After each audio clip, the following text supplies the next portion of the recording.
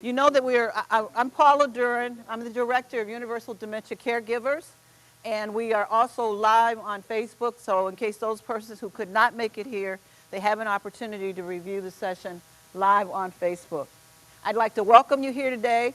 It's one part of our goal in doing this work at Universal is to keep caregivers engaged and connected, dealing with issues, helping them to deal with issues that might be of relevance for them.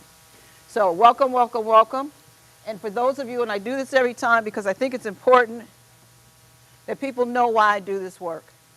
That's my mom and dad. If you've ever been to any session with me before, you know that that's mom and dad. I do this work because both of them had dementia diseases. Mom had Alzheimer's and dad had vascular dementia. And I was the caregiver of both of my parents, and they overlapped for about 6 to 8 months. And so if any of you are sitting out there and you're caring for two people at the same time, I know it's more than a notion. And so I want to welcome you and say thank you. So part of our goal is to train caregivers, but also to give you a safe place to deal with issues, concerns, to hear word from other caregivers. Because sometimes, have you ever wondered if you were going crazy? And then somebody else says to you, well, my mother's doing X, and you're like, okay, I'm validated. I'm not the one crazy. This is just a situation I find myself in, and I'm being challenged at this moment. So that's of great value, we believe. So we want to do that. We want to talk about the topic that we were asked to speak on is guilt, caregiver guilt. And one of the things that we are open to, if there are other topics that are significant to you that you'd like me to design a presentation around, just hand me a note and say, consider speaking on this topic as it relates to things that might get in the way of you doing your work as a caregiver or things that would make your life even better as you move forward to do this work. Everybody in the room that's a caregiver, raise your hand. Okay. Was a caregiver. You guys caregivers? Okay. It's important to know that we understand where you are and the challenges that you're presenting, and we welcome you again today. When we start talking about, let me transition. As a caregiver in general, not just specifically of a loved one living with a dementia disease, there are all kinds of emotions that you experience. And I'm going to give you a list, and you might add something to this list. You may have a day where you feel fulfilled. I mean, it just feels really good. Something happened today, and it was like, oh, that was great. That was wonderful. And then the next day, and I feel connected to my loved one. You know, there's some days when you connect and you know you're connected and it feels perfect. But then there's some days when you feel a level of grief and a level of anger. And those of us that are supporting loved ones living with dementia will find ourselves grieving a loved one's loss because there's a loss every day. They're changing in front of us. And not just dementia. Those of you that are caring for loved ones that have physical illnesses in addition, don't you see that their capacity changing over time? And in that capacity loss, oftentimes we feel it. We not only feel it for them, but we also feel challenged for them, but we also feel challenged, period. But then there's some days you just feel, I love this person so much. Oh, I'm so glad you're still here with me. And those of you, some days just like, oh my God, I'm so sick of you. You may not say that out loud, but how many of you have actually thought that, think it, and some of us have said it out loud. That's all very natural for us to do that. It's important that you allow yourself that. But guilt itself is an issue that many of us feel. None of us feel the same thing the same way. So this whole journey is different for different people. But when we start talking about, and no two caregivers' experiences are the same. But there's always some commonality in your experience that you start feeling, and when you're in a support group or a setting like this, it really happens. Anger, for some caregivers, you don't feel appreciated. There's some days nobody says thank you. Somebody said they never say thank you. There's some days you're angry about that, unappreciated. Some of us feel trapped. I had a caregiver said to me, this is not what I planned on doing at this point in my life. I had a husband say, she said, me too. I had a husband say that this was the phase of life that me and my wife were supposed to start traveling. We were supposed to start getting out and doing more personal things. So there's really a major shift in how he's feeling now. Even though he's caring for his wife, he's got this huge loss because he had this vision. We're now 60, 65 years old. We got a little extra money. We're going to start traveling. Well, that image for him is gone, and it hurts a lot. And those of you that had cared for someone, but they've passed, sometimes you have to be honest, there's some lingering guilt. Like you wish you had. I wish I had done such and such. I wish I had given more time. That guilt can tear you up. Y'all know what I mean when I say that? It will eat you up if you allow it to. And so as we talk today, we're going to go through a process and a strategy on how to do that. We're going to make it a group activity so we can talk through this. And so caregiving is hard work. Many of you spend a minimum of 24 hours a week. How many of you spend more? Yell it out. Tell me how often. How much time do you spend caregiving with your loved one?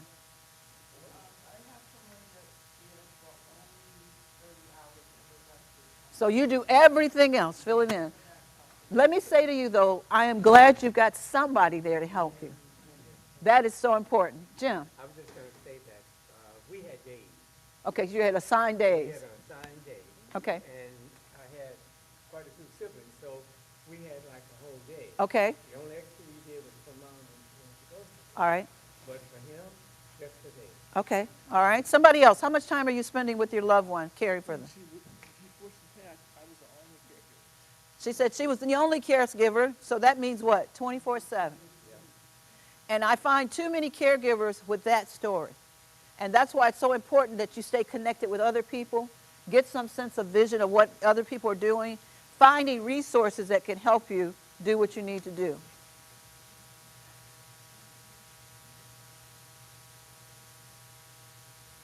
So let me ask the question. What is caregiver guilt?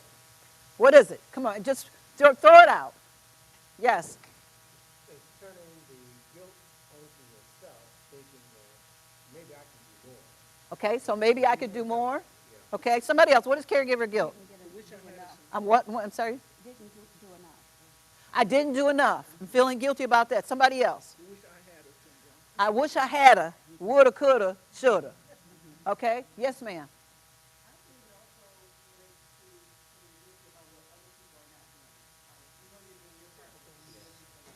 All right? And oftentimes that piece of work turns into anger and resentment. And then you get mad at your family and don't want to be bothered with them. And then every now and then they actually come around to help. And you're like, what you doing here? You haven't been here before. Why are you wasting my time now? So it's important to know. You're absolutely correct. Somebody else, what is caregiver guilt? How would we define it? Those are great answers that you've given so far. Yes, ma'am.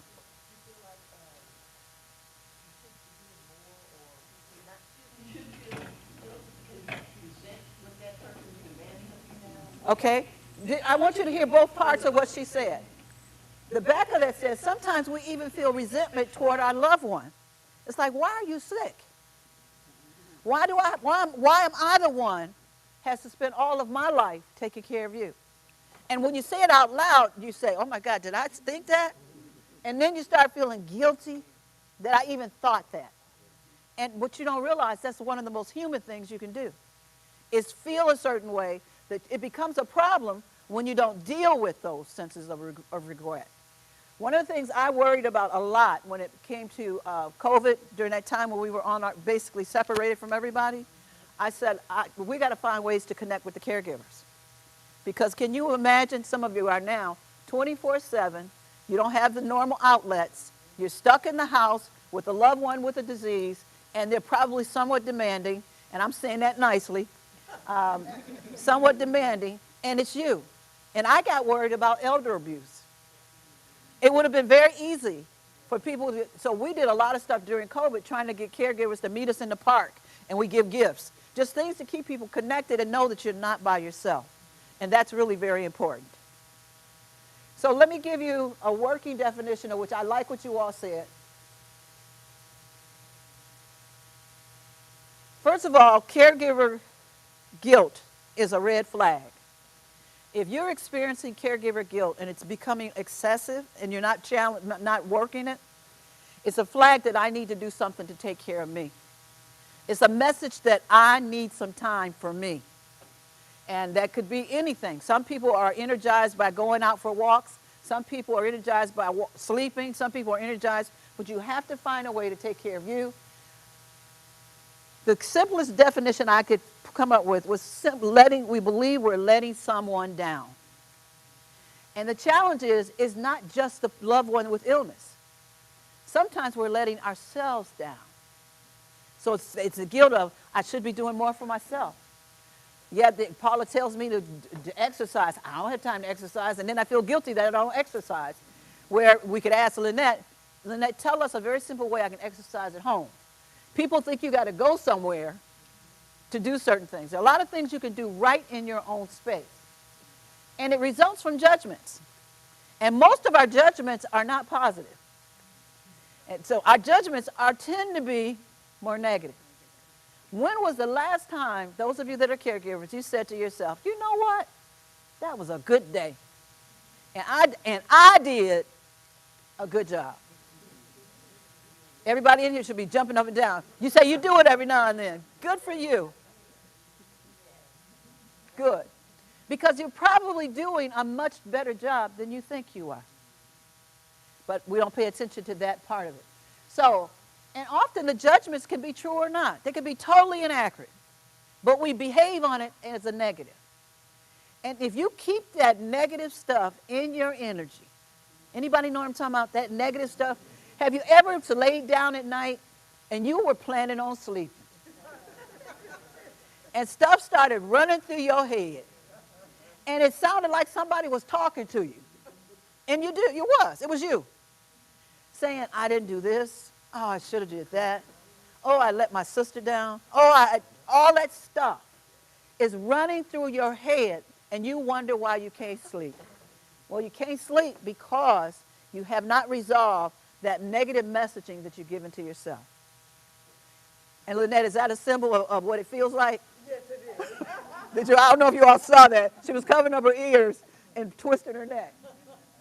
So it results from judgment. So here's point one.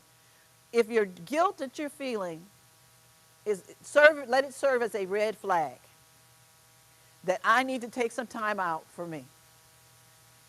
If you're not able to sleep, if you're not eating, because some people stop eating, some people don't even want to be close to their loved ones, some people isolate themselves, it's a sign that I need to do something for me. Okay? I'll tell you where the points are. But my favorite part of this, as a therapist, I use this term, I'm shooting on myself. I don't use profanity. And that was the closest I could get to profanity without using profanity. But do you all know what I mean when I say I'm shooting on myself? Yeah. Talk to me. What came to mind when I said I'm shooting on myself? Yes, ma'am. One at a time. I should be doing this for me? Yes, I should be. I've got time. I don't know why I'm not doing it. Okay. Somebody else. Yes. Yeah, I was mostly about allowing him to sit and do what he wanted to do. Mother would stay there and stand, but I understood that, so I would just sit with him. Okay, so I should be allowing him more space, or I should let him go and do X, Y, and Z. All those things that we should do. Anybody else? Yes, ma'am, and then I'll go over here. Real loud.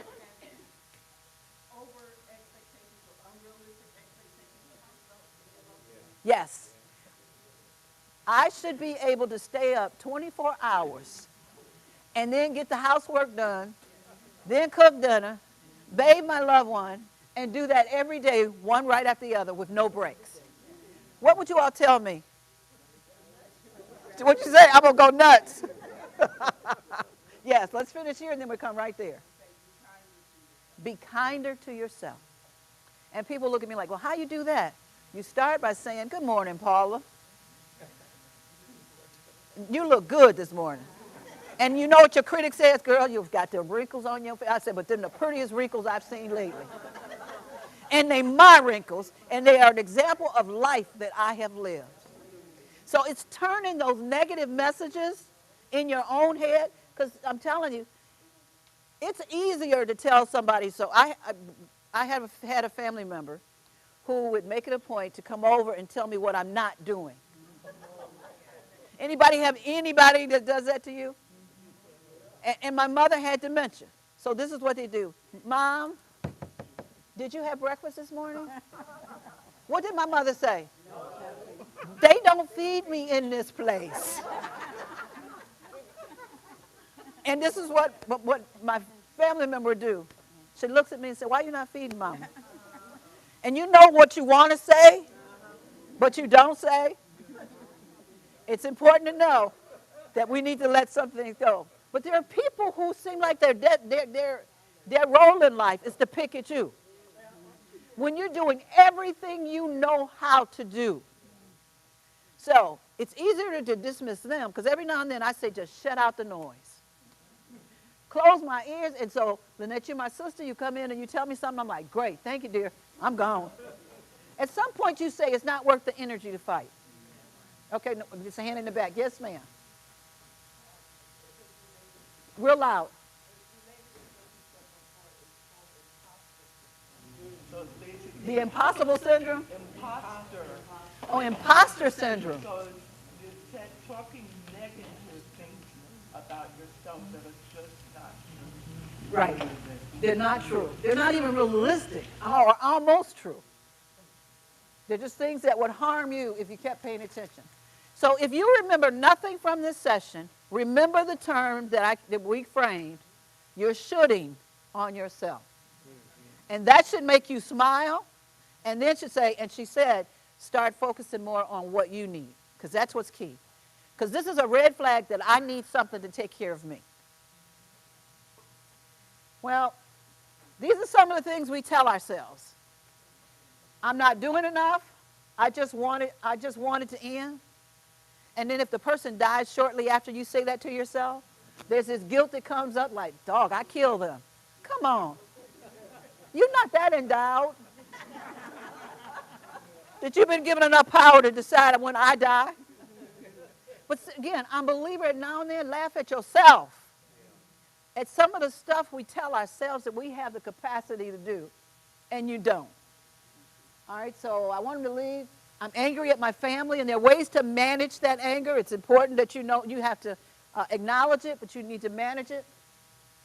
One young man said, I'm single, I don't have a life. I said, what do you mean?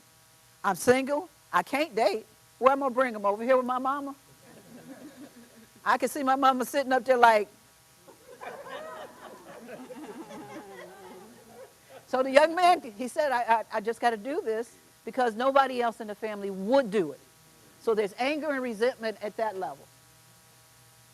I have to put my loved one in a facility. That's a huge, huge guilt. Now, talk to me about, so what I'm telling myself is, I need to stay here, and they have to stay here with me until they die. And my question is, you all help me with that. Help me deal with this issue. I need to place my loved one. I can't ask me questions. Help me walk through this on how I deal with this one. Yes, ma'am. And then I'll come to Jen. So what she said is, what would they do? Meaning, would they do okay in that facility? Do they have the services necessary? Could they get the 24-hour care? Because oftentimes when we decide to place them, that's often our issues that we're dealing with.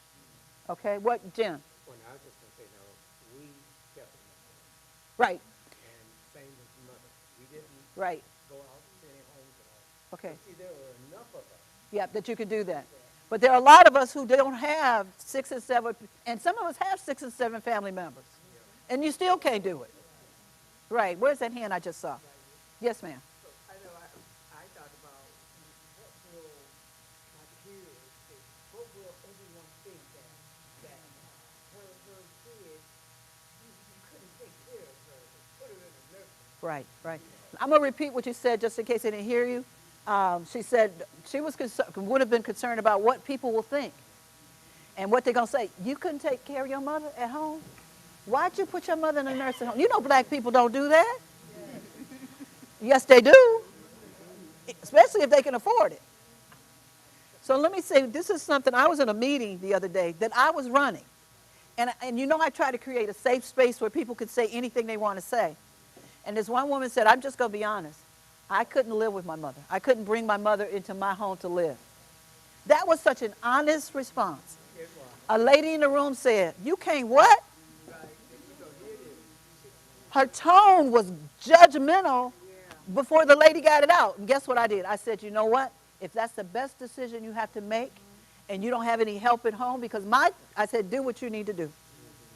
So it's important to know many people make the decision for placement when they realize they cannot get the right care at home. If I need 24-hour medical care and you're not a nurse, somewhere you got something in your head saying, you're a bad person because you're not a nurse. Come on. But see, that's the stuff we're telling ourselves. And then you have a family member that'll say it out loud. It's like, you're single? You don't have any children? Or you got a husband who's paying the bills so you can stay at home? Or a wife that's paying the bills so you can stay at home? So knowing that is the stuff you have to start examining in your own head. Yes, ma'am. I felt it was when we were dealing with COVID. I was worried about my mom feeling abandoned. Okay. Because they didn't let anybody, Right. Come in. Yeah. So I didn't I didn't want to go to the facility anyway. Right. But I was just hoping and praying that would not. Right. So her concern was that, and I think that COVID taught us all something. And hopefully it was a lesson worth learning. But her concern was she didn't want her mom to be abandoned because we couldn't get in and they couldn't get out. And so we saw them through the glasses, through the doors, the best we could. But that was an unusual situation. And a lot of people have some biblical responses on that, but I want you to know I understand exactly what you're saying. Yes. Yes. Go ahead. Louder. In the group session, we say you have to have conversations. I'm learning that one thing would help now is that as I get older, I want to be able to say to my loved ones or people who might assume responsibility for me, it's okay for you to do what's best when you find out what's best. Yes, yes. And to put it at what is best at the time. So in other words, I guess I'm saying we understand that guilt can happen. Yes. But sometimes when we speak, we can kind of remove it a little bit. Yes. You know what I'm saying? Because you can say that person understands. Right. And when you know your intention, Right. it's not to harm, but to do. We got to get more comfortable with the best we can do. And the essence of what you said is getting comfortable with the best. Someone said part of our goal should be to be a B+ and not an A. Because even the research shows doctors and physicians that were aced everything, they have very poor connections with the people. But they're smart. They know how to do the diagnosis, but they don't know how to touch the human part of the person. So I think that us learning as other caregivers, when someone like me comes up to you, you hear me doing all that, should know myself, and somewhere in there I would ask you to step back and say, but you're doing the best you can. Or ask me some questions. What are the things you tried? What's moving you or driving you to that place versus saying that's good or that's bad? That's a judgment. But help me have a conversation will help me explore more. So if you have a friend that's struggling with this, help them have a conversation, and it's okay to have that conversation. Yes, ma'am. When you said, going back for a minute to what you said about family members Yes. putting guilt on you, Yes. I had that issue too. They don't want to step up. They don't want to touch the issue. They don't want to deal with the reality. Right. And so anything I do is under question. Absolutely. And so, my pastor told me, he said, they're going to blame you for whatever, so go ahead and be in charge of it. Right. I love it. I love it. Eleanor Roosevelt said, no one can make you feel inferior without your permission. So part of the issue is you are allowing somebody else's words to impact how you feel about yourself. Their words are nothing but words. What was it? Sticks and stones may break my bones, but your words, they hurt if I give them power. I don't have to, and the scripture talks about the power of the tongue, the power to kill. But the issue is I need to stay focused that I am not going to allow your judgment of me to determine how I feel. But that's something you have to keep teaching yourself to say. And initially you'll be like, I don't mean that. Say it a few more times. Say it a few more times. And then recognize, oh, I love Barb, but I don't like her. And that's okay. Because there's things about me I don't like. So who says I'm going to like everything about my family? Where was the hand at? I'm going to come back to yes. And then here.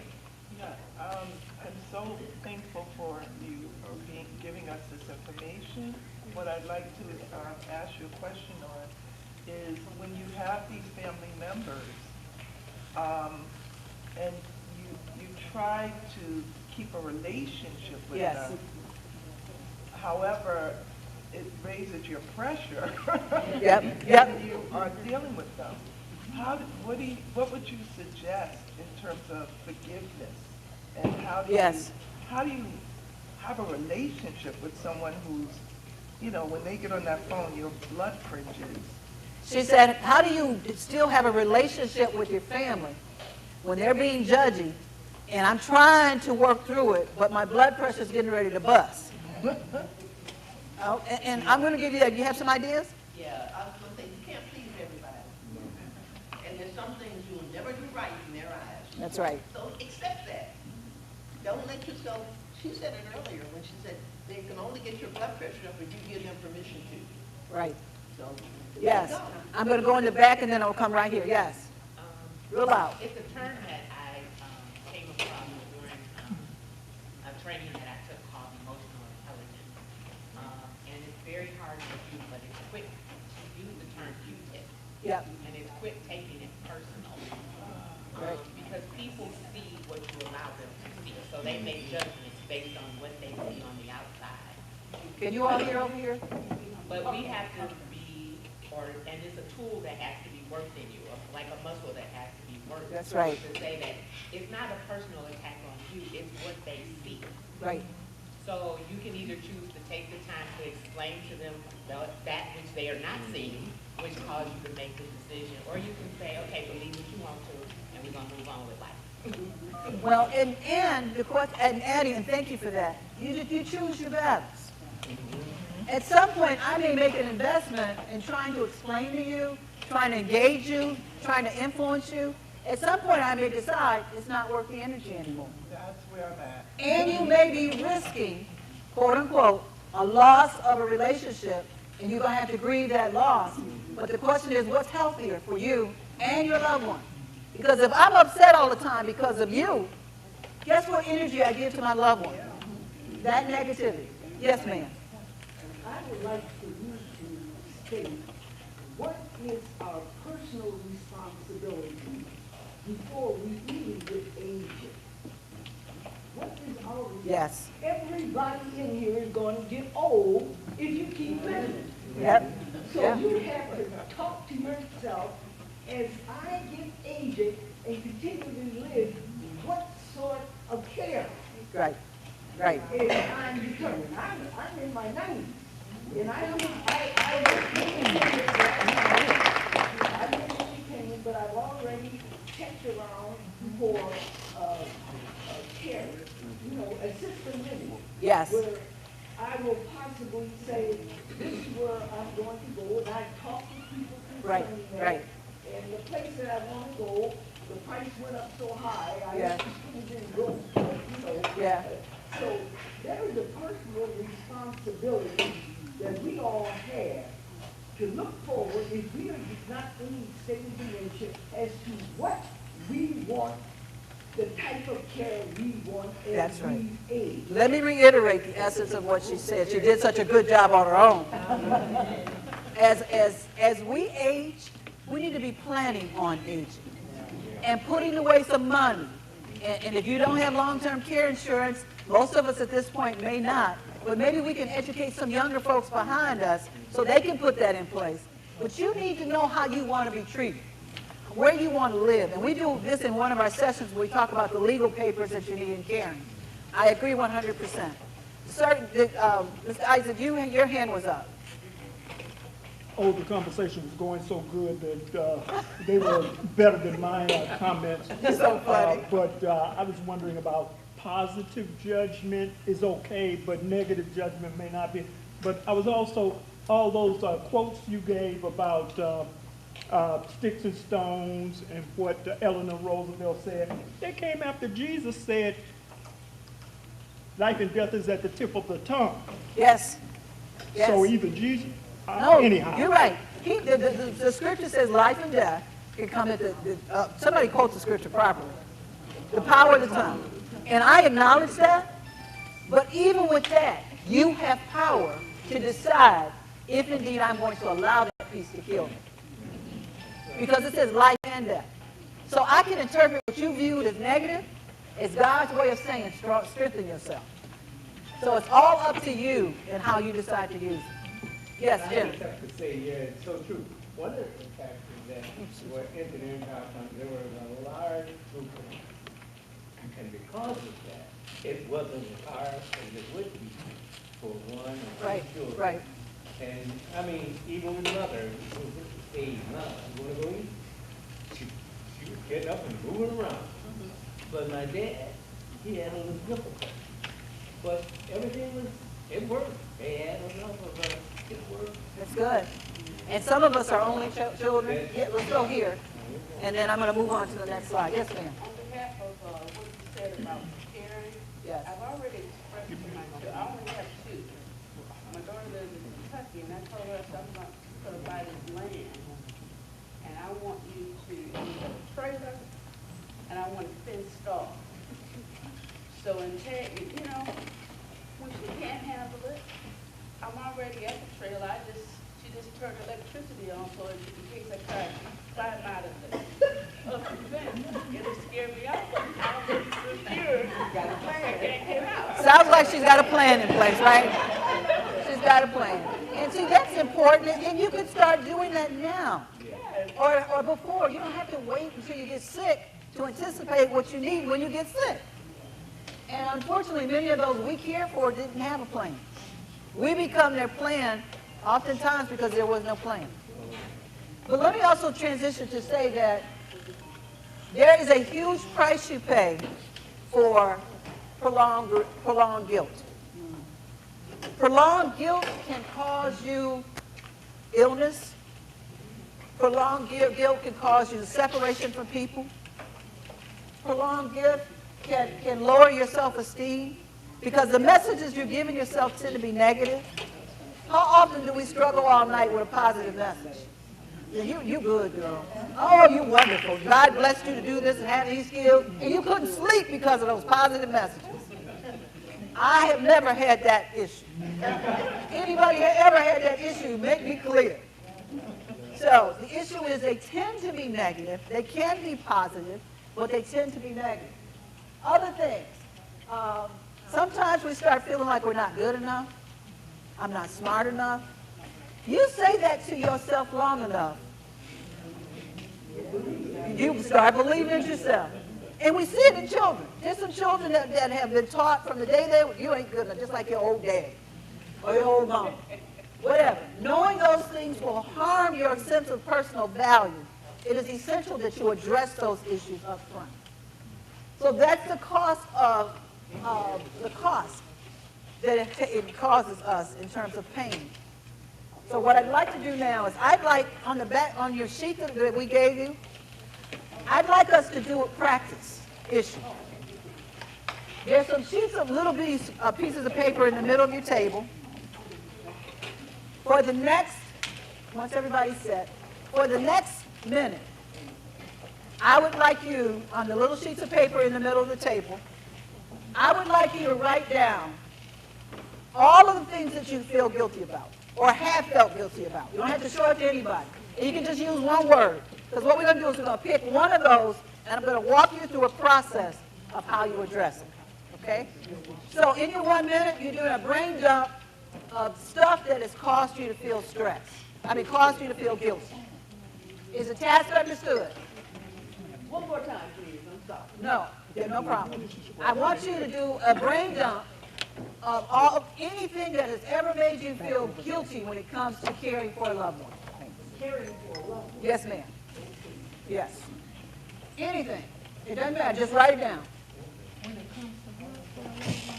You don't have to be dealing with it right now, but just whatever it is.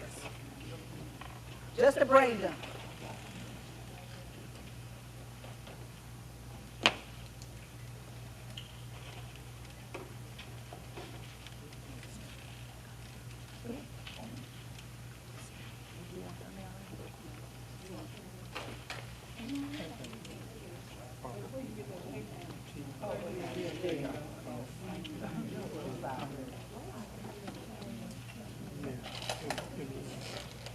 Okay.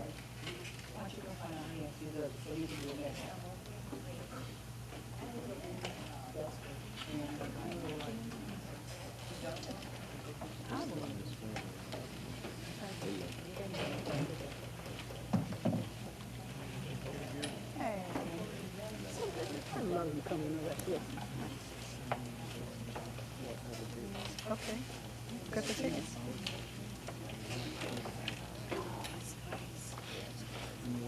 All right, okay. I know that we never closed when you come and doing something. I don't know if that's my fault or what. Don't let me not give access to you for exposure, okay?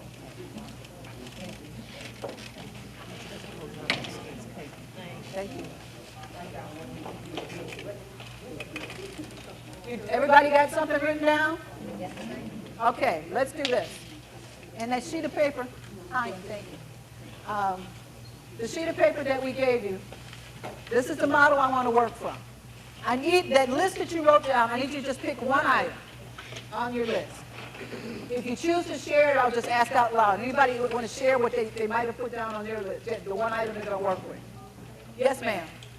Would you ask a family member for help secretively? Ask somebody what's knowing, let anybody know that you accidentally didn't tell people anyway. So you're resenting the guilt you're feeling is I should not have asked? Yeah. Okay. So she's got a should not ask. I should be able to pay for things myself. Yeah. I should be able to take care of this myself. I hate that I had to ask for help. Yeah. And that's not uncommon because oftentimes we don't want to ask for help, even though we need it. Yes, sir, and then I'll go here. Mine was, I wish I had taken more time. Feeling guilty that I wish I had taken more time. Okay? Yes. Not knowing how to say no enough. Guilty that I didn't say no. So the guilt is I should have taken better care of myself. So notice something. Yes, ma'am. Going places without my loved one. So there's stuff in the house. Yes. I take it, and I'm just even here for me, but now I feel guilty and I'm caring for me. So she actually took some time for self-care. And then after she took her self-care, she felt bad that I should have took my loved one and I should not have, basically you said, and I should have taken care of myself. I just need to say out loud what you're telling yourself. Because that's the stuff we got to get out. Yes, ma'am. I'm sorry. Getting snappy with, getting short. Right. I should never have ever even thought about getting snappy, but then I actually said something. Ooh. Ooh. That's just, and see, you do that, we do that stuff to ourselves, and even though I'm exaggerating it, that's how we feel. That's how we feel. Let me go to the back and then I'll come to these two. I Yes. would say, even though I show up fully and 100%, I would say even entertaining the thought internally of living a life like the rest of my age cohorts. Like, just entertaining that thought is just like, well, that's not what God has called me to do. Okay. But sometimes that's difficult. So feeling like, I mean, when every now and then she think about doing what young people do.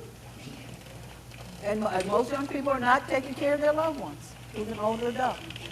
And she feel bad that she even have a mind to even think about that. Okay? So you don't deserve to have any life, basically. Again, I'm saying what you're saying. I just put it in another way. Where was it? Two hands at this table. Who is, The part about acknowledging guilt. You said, don't take it personally, working with family members or people who have opinions. But how does that apply to the person who is cared for, not taking personally those issues?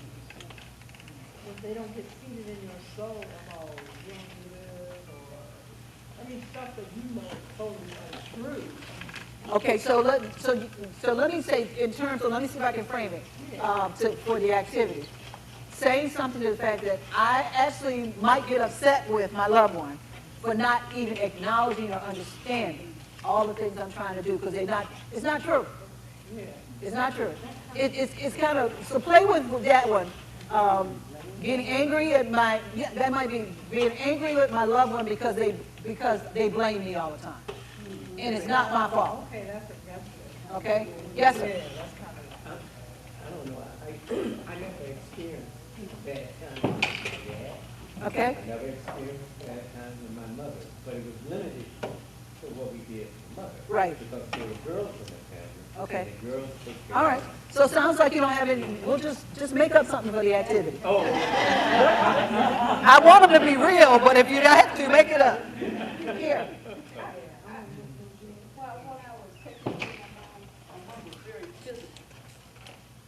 And I had to retaliate. I don't, like, all of a sudden, that control that you thought you had, it got away from you. Okay. So you felt guilty that you actually reacted in a manner that just probably scared you. Okay. That's good. I'm not saying you beat your mama up. I know you didn't say that. But that, okay, that's good. All right, now that we have a sense that everybody has something they're working with, and Jim's making up something, the first step in the process is you have to acknowledge to yourself the guilt that you're experiencing. Too often we don't even want to acknowledge it. And just saying it out loud sometimes is power by itself. Have you kept something in that was negative? And you kept it in, but once you said it out loud, it wasn't quite as bad? And we call that the elephant under the table. It's like the elephant's underneath the table, stepping on your toes, making you feel uncomfortable, making you upset. But the bottom line is, once you look under there, ain't no elephant. So the first part of this is to acknowledge what you feel and own it. And then after you acknowledge it and own it, you have to ask yourself, how does it make me feel? And you might say, the fact that yours was the last comment, so I retaliated towards my mother. I didn't beat her down, but I retaliated towards my mother, and I should never do that. And I feel really upset that I allowed myself to become what? So you got to acknowledge what you did, explore how it makes you feel, because the issue might be, your feelings might be genuinely okay. Then I want you to do this, because the question starts coming up. At that moment, what is it I need? Because most people say that guilt is a product that's something I need right now, an unmet need. So the next step in this is, if you had a friend, of which I know all of you had at least one friend, if you had a friend who had done what you just said was so awful, okay, y'all with me? You had a friend that had done whatever you thought was so awful, that one thing you wrote down, what would you say to them? Would you say to them, ooh, you did that to your mama? Ooh, how you do that to your mama? What's wrong with you? That's what you're telling yourself, isn't it? So, right now, I just want you to think to yourself, if you had a friend that you liked, and they told you what they thought, or what they did, what would you say to them? Yeah, somebody tell me. What would you say? Sometimes you have to, they did what they had to do. So you might say to me, you know what, you did what you needed to do at that moment. I'm not. But I don't understand the circumstance, I don't know about it. Okay, but you need, that's a start. What else might you say? Yes. Give them, Lord, they know not what they do. She said, she's going to give them grace. Did you hear what she said? She's going to give them grace. Now, y'all know where I'm going with this, right? If you're giving somebody else grace, you start by gracing yourself. Okay? So, somebody else, yes, ma'am. So what she do with her friend is say, well, this was a situation. What else might you have been able to do at that point? And explore it. Okay? As long as you're exploring without judgment. So if she said, I really don't see anything else I could have done, I probably should have. Then the issue is, you probably did what you had to do at that moment. Yes, ma'am. I'm solution oriented, so in my mind, I would say, well, what task were you doing? Okay. And is that something I can help you do or relieve that task, or can I help you find a resource to, take that responsibility off your plate? Y'all hear all that great shit? She even willing to do it for him. Now, what would you tell? You're telling yourself that you're awful. You're an awful human being, and you right now said, I'm gonna help you resolve that problem. Give yourself the same grace that you would give to a friend. Okay? Let me keep going. So, what would I say to a friend? So I've got to remember now. This takes a practice and a discipline. It's not going to leave. You're not going to leave here right now and say, Dr. Dern taught us this little strategy. I'm going to do it. I got it made. No. It's called practice. It's called having that sheet of paper with you the next time you got this negative thought going on in your head. All right, Dr. Dern said acknowledge it. Okay, I did this, and you got an attitude now to thinking about it. I want you to go through this and know that over time, this can become part of your discipline. And I heard the number was 21 days. You do something for 21 days is part of your discipline. All right. Then I'd like you to say to your friend again, on a scale of 1 to 3, 3 being the worst thing that could have happened, or talk about how realistic it was. And 1 means I could have done something different, but I'm not being realistic. I'm not being realistic. 3 is not realistic. So what do I mean by that? You're fussing about, I should have spent more time with my loved one, and I'm feeling guilty about it. The question becomes, you're reflecting backwards. How much are you remembering, let me start, of the positives that you did? Okay? How realistic is it that you say you should have? Part of the way to examine that is I ask him to pull out a sheet of paper, divide it in half, and say, write everything you did to stay with your loved one. Identify the times you stayed with them. And then I say, what's the quality of those interactions? I need to get you to start thinking positive. I'm trying to move you away from, I didn't spend enough time. How do you know enough means more? Enough might mean less. Quality of time is much better than quantity of time. Because if you were together and you were awful, y'all had an awful time during the whole thing, they might have eaten less of it. If you were there fussing the whole time, or you're sitting there stressed out, like, why don't you go to sleep, or something. But I'm trying to show you that quantity versus quality is a key issue, okay? That's important. Then the other thing I say is sometimes you do need to say you're sorry. Suppose that a situation occurred, and you really do need to say, I need to make amends. But sometimes you need to make amends with yourself. Yeah, does that make sense? Mm-hmm. Paula, you know what? Girl, you've been doing such a good job. I just listed out. I am sorry for not even recognizing all the stuff you do. Did you say you did what? You cooked, and you can't cook at all. You did this, and you went walking with your mother, and you hate getting outside in this heat. So somewhere in there you have to acknowledge what you're doing and be kind to you by saying, I'm sorry. Anybody ever did that? Just said to yourself, I am so sorry for being mean to you.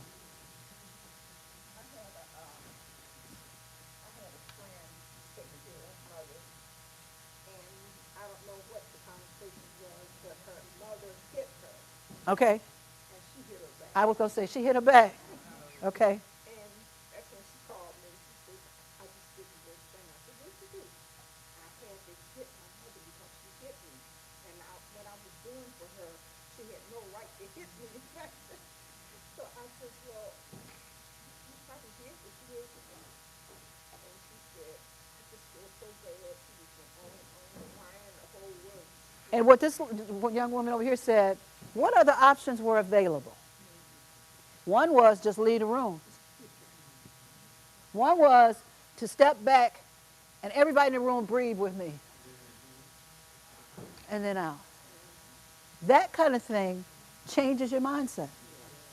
So, again, I'm glad she had you on the phone because she had somebody to talk to and she didn't hit her again. Because you don't know the intensity that could be in that room at that point. You don't know. We might have been hearing about mom getting off the floor.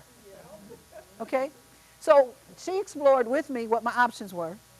And then you're going to say, you know what? I know that's tough. And I know you're feeling bad about it. But let me also say, next time you feel that, jump back and go call me.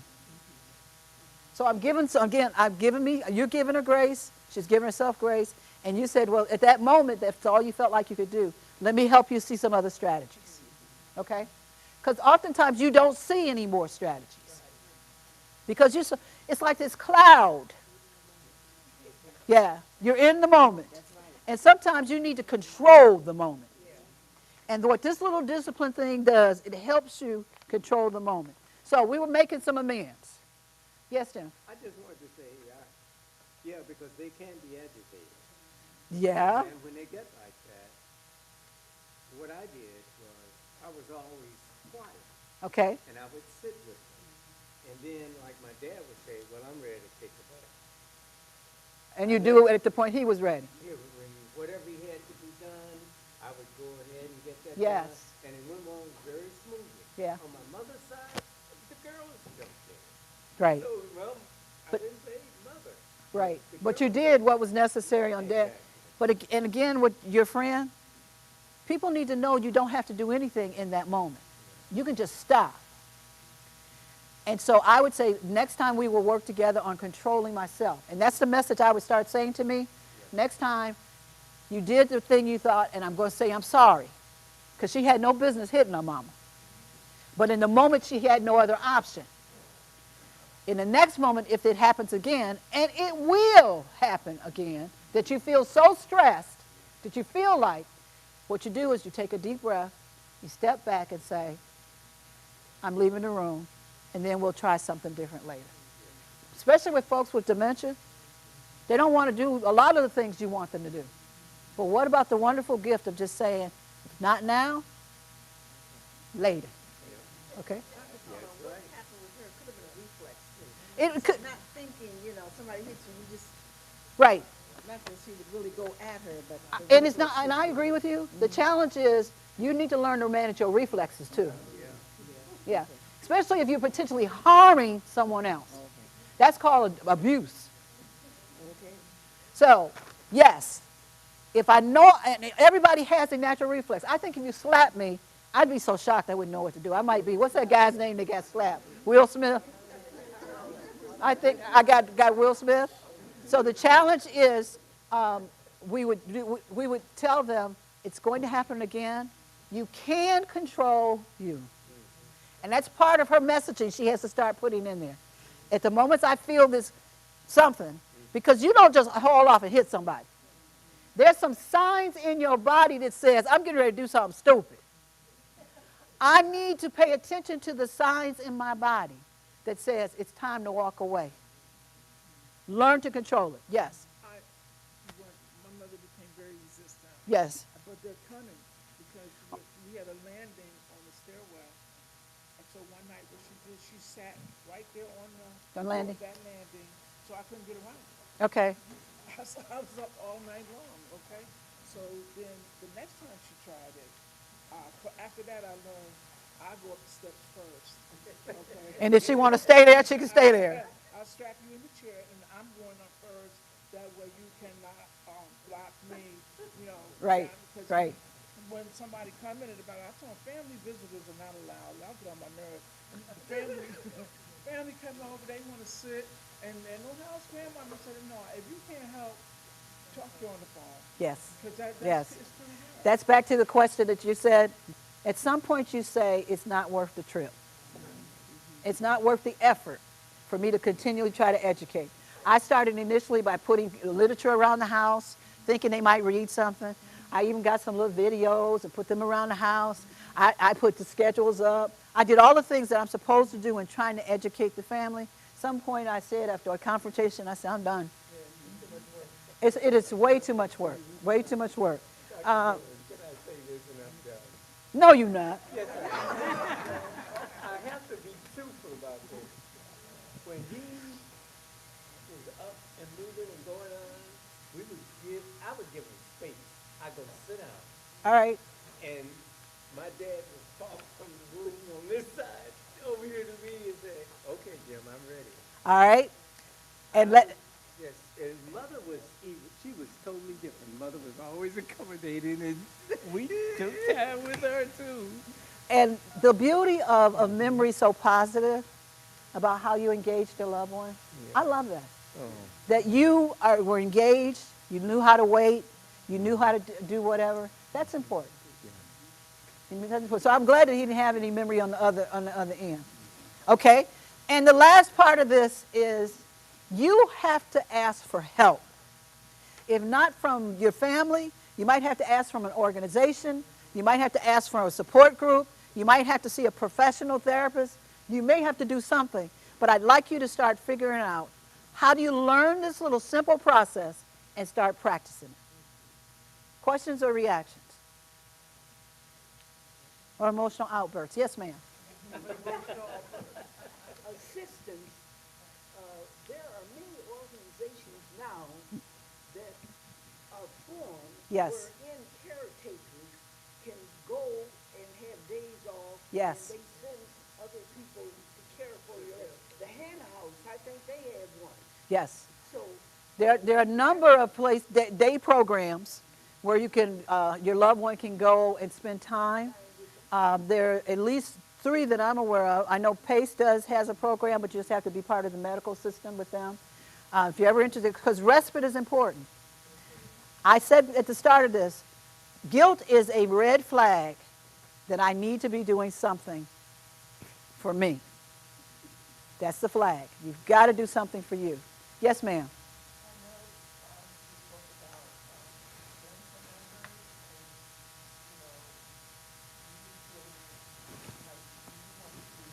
Relationship. Yes. But you can't because, how? It's like a big question, how? She's talking about she wants to be in a relationship, but you can't. That just defines, well, how do you define relationship? You may not have somebody there 24/7 that's taking care of you, and my vision of what the life should be, I stopped shooting on myself a long time ago when it came to relationships. But the issue is you may have to redefine it. You may have to say, let's meet on Mondays and do whatever it is you enjoy doing, walks or food or whatever. I do that, but I'm Okay. talking about a relationship with a romantic. A romantic relationship, okay? Romantic relationship. It may be a Monday romantic relationship. The issue is you got to deal with where you are. Why should think you're going to have a Monday through Friday relationship and you can't have a relationship with Monday through Friday? Monday will work for me. It's just we have to decide what is the relationship we're trying to create. You may do wine tasting on Zoom on Fridays. That's a relationship. It just depends. That's why it's important to redefine what you think you need. That's why it's important. Know what you need. And then ask yourself, what's your first name? Cynthia. Cynthia. Then ask yourself, is it realistic that I can have that right now? And if the answer is no, what can I have? You still got a relationship. It's just not something I'd like to see on TV. Okay? All right, there's an evaluation coming around. There's also, I need the gifts. Nina, I need the gifts. All right, so let me go to the, let me just ask the question. How realistic is it that you can start this practice for you? Very? Okay, so what can you do? Let me ask everyone, leaving the room, what can you do different on how you manage the guilt in your life? I just said out loud, just popcorn. What can you do? What will you do? She said she's going to acknowledge that the guilt is there. What else can you do? What are you willing to do? I'm trying to see if there's going to be any behavior change. Be patient. He's going to be patient. Okay? What else? Give myself breaks. She's going to give herself some breaks. Because if you don't, that guilt just gets worse. And it's because I'm not being nice to myself. I should be nice to myself. Yes, you should. But going over it in your head over and over just makes it worse. Somebody else. Ask for help. And there's so many resources out there. There really are resources. Detroit Area Aging Agency has a number of resources. We even offer some respite support. But what I'm finding with black folks, y'all, I'm finding they don't want to let you in their house. So if I have money that I can help you hire somebody to come over and give you a break on a Wednesday. But you don't want to let nobody in your house. Well, we got to start thinking about, are there people around us that we trust? Are there people around us that have the ability to just sit with them? You got to deal with the issue that nobody's going to do it as good as you. Y'all gonna own that? Let me say that because you think it anyway. But the issue is, can they do something to help us out and give me a break? Because breaks are absolutely necessary. So this is my closing part. Go easy on yourself. If you feel like you're not doing enough, imagine if you weren't there. How different the world would be for your loved one if you weren't there. Okay? All right. Yes. Before you close out, this is not, I don't know. A lot of times I'll get, I'm talking about, I'm sorry, what a struggle it is to deal with my mom, and then the next thing I know, man, somebody is saying, well, at least you still have your mom. Okay. And then I feel bad. Yes. Because I'm saying something and I do still have my mom. A lot of times I don't know how to deal with that. Okay. You start by owning that I have that feeling. And say out loud, every now and then,